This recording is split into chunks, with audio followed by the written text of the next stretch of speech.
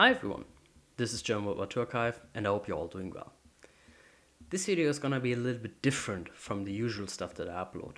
As you can tell by the title, this video is about music, more precisely the music used in the German Newsweek. One of the most common questions that I get on my channel under almost every German Newsweek episode that I upload is, what is this song called? Or what is the name of this piece of music? And usually I don't answer. Not because I want to withhold the information from you, I'm not that mean, just because I don't know. I personally don't listen to classical music or to German military music and songs all that much. I know the main pieces and I am familiar with the more famous German military songs and marches, but I don't actively listen to them.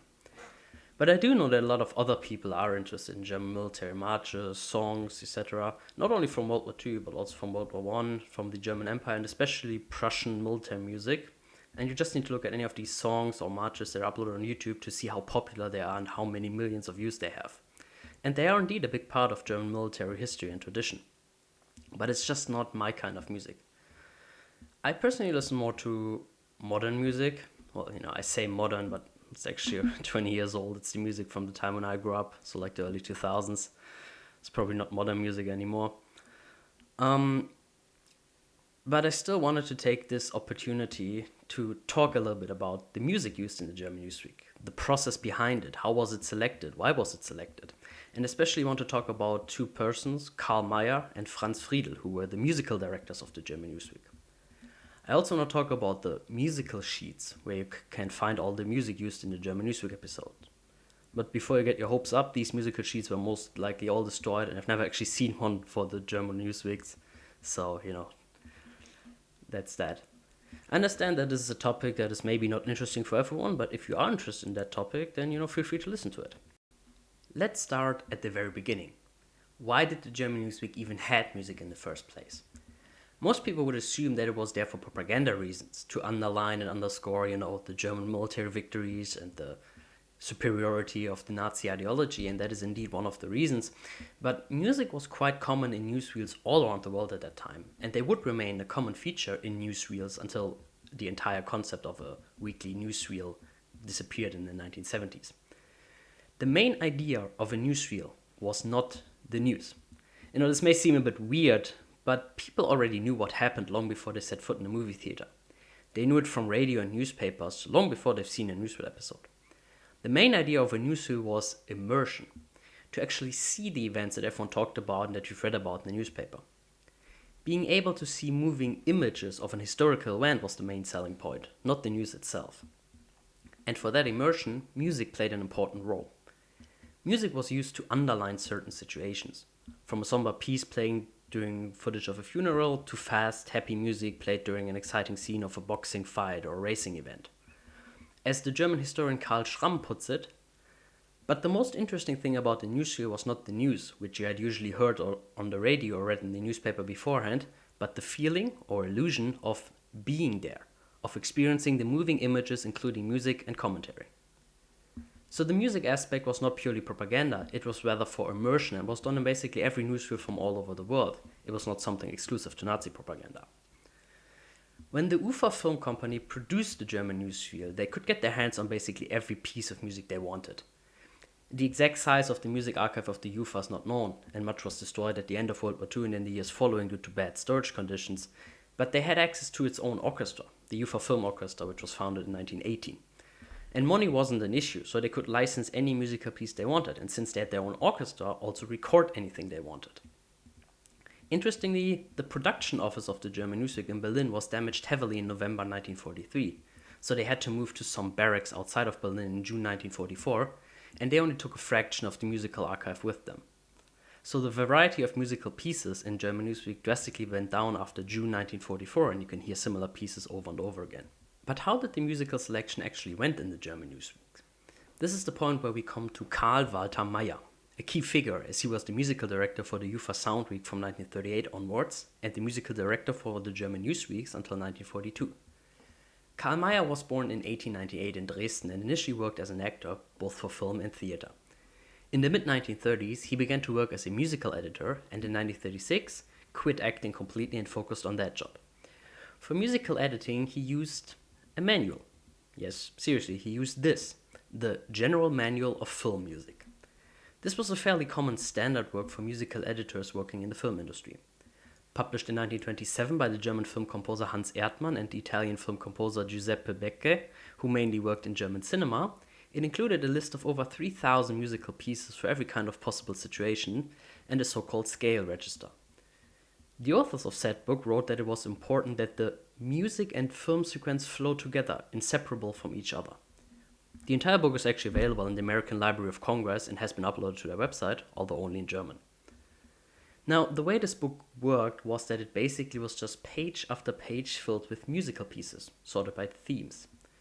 For example, one of the themes was DR, which stands for dramatic expressions. If we take a look at the table of contents for DR, we can find 4 sub-themes. For example, the first one is climax, which has the further sub-themes of catastrophe, highly dramatic agitato, and solemn, nature mystery. If we take a look at the third sub-theme, which is suspense agitato, we can find a further sub-theme battle, starting at musical piece number 258. Now, if we take a look at said number, which is this one, we find this: a number of musical pieces which are fitting for battle scenes. They're written here with the name of the composer, the number, and the first line of the musical sheet. So Karl Mayer would simply take a look in this book, search for the theme of the footage, and then listen to the pieces listed here and made his choice. Obviously, this was not a propaganda book, it was more a general manual for film music, and Mayer, such as most other musical editors, used this book as a guideline to pick the pieces for the German Newsweek. Or, long story short, the musical pieces were mostly picked from a manual. It's that simple.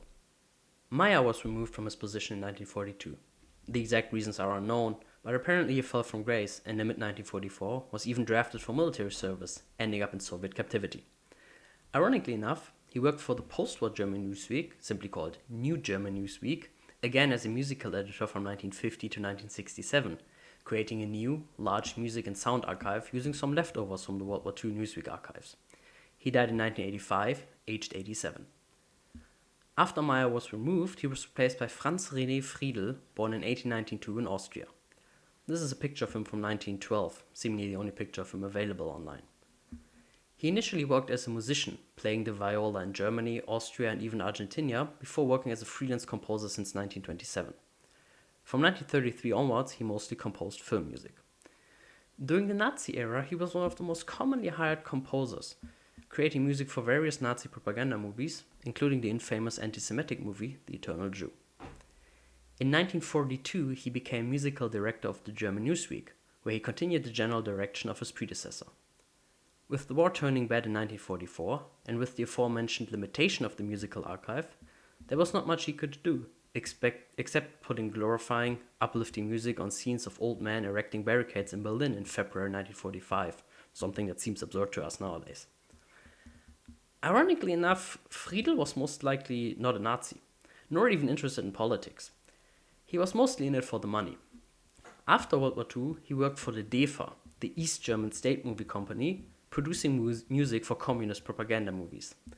He retired in 1951, having made a small fortune writing music for Nazi and communist propaganda movies, and died in 1977 in West Germany. Every episode of the German Newsweek had something called a musical sheet. As the name implies, the name of every musical piece, the author, archive number, archive name, what part, if anything was changed, etc. was written on these sheets. And if you had one of these sheets, you could easily identify every piece of music that was used in a German Newsweek episode.